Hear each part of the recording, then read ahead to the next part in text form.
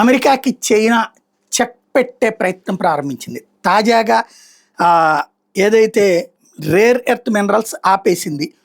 వాటికి సంబంధించి ఇప్పుడు ఎలక్ట్రానిక్ వెహికల్స్ కావాలన్నా, బ్యాటరీలు కావాలన్నా వీటన్నిటికి కూడా అదే కీలకమైనటువంటిది.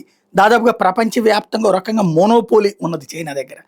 ఇప్పుడు అమెరికా దాని మీద వేసిన టారిఫ్ల నేపథ్యంలో ఇప్పుడు 100% టారిఫ్లు వేశారు. త్వరలో 500% టారిఫ్లు వేస్తారట. అంటే చైనా ఏం చేస్తుంది, రష్యా దగ్గర నుంచి ఆయిల్ కొని ఇరాన్ దగ్గర నుంచి కూడా ఆయిల్ కొంటుంది. ఈ కొన్నటువంటి ఆయిల్ని రీసైక్లింగ్ చేసామని చెప్పేసి మళ్ళీ యూరప్ దేశాలకు అమ్ముతోంది. యూరప్ దేశాలు కొంటున్నాయి. ఆ కొంటున్నటువంటి కారణంగా దానికి మంచి ఆదాయం వస్తుంది, లాభం సంపాదించుకుంటుంది. ఇప్పుడు దాని మీద 500% టారిఫ్ వేస్తారట. ఏది? పెట్రోల్ డీజిల్ మీద.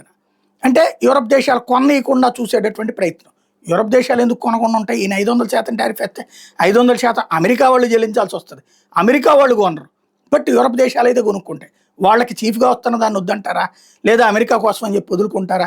ఇప్పటికే యూరప్ దేశాలు అమెరికా పెత్తందారీతనంతో నష్టపోయి ఆ దేశాల్లో సార్వభౌమాధికారం కోల్పోయామని ప్రజలు తిరగబాటు చేస్తున్నటువంటి వేళ వాళ్ళేమీ అమెరికా చేతిలో బానిసలు కావడానికి సిద్ధంగా లేరు.